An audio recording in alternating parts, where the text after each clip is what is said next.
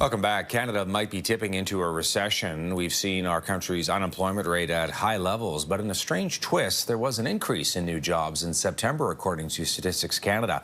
It hasn't changed the overall unemployment rate, though, which is still at 7.1%. But Stats Can saying employment did increase by 60,000. The industries here pulling the weight: manufacturing, healthcare, agriculture, social assistance. Again, that 7.1% is a multi-year high. Brendon Bernard is my guest. He's a senior economist at Indeed. Brendon, good to have you with us. Your take on what this means? Yeah. So as with any labor force survey, you got to look at the numbers in the context of what's been happening. The summer was pretty bad. Canada saw 2 consecutive monthly losses. And, you know, when the numbers are volatile, 2 in a row, that's not good. 3 in a row would have been really alarming. Instead, we get a surprise on the upside. So that means that the trend was a little less worrying than we kind of thought back in August. So all that is to say, the Canadian labor market, it's not doing great. The 7.1% unemployment rate is way higher than it was a few years ago. There are lots of groups of job seekers who are finding it challenging to find work. At the same time, though, things aren't deteriorating quickly. It's kind of like more of the same of the sort of soft conditions we've seen over the past few years. Yeah, what's going on there? What is the reason behind that? Yeah, so I think there are a few things. One is that this trend did not start this year. It started a few years ago.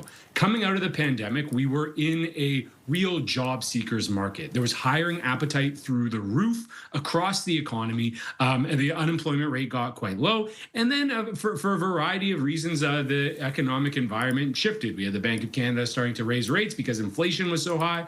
We had this sort of like return to more normal life from the pandemic, and sort of the labor market started to cool off, and employer hiring appetite really pulled back. And so we've seen since then the job vacancy rate come way down to now below its pre-pandemic level. So fewer job openings out there for folks. And over this time, the market has gotten a lot more difficult for job seekers. I focus on job seekers because for those people who are sort of comfortably employed in career track jobs, job security has actually remained pretty solid. We haven't seen a spike in layoffs, which is why while the unemployment rate has trended up, it hasn't spiked like it typically does during recessions. Instead, it's been this sort of like gradual increase where we see, especially among those people who need employers to be hiring, like youth or people who've been unlucky enough to lose their jobs, they're finding it tougher. And this has just been a common story we've seen since about 2023.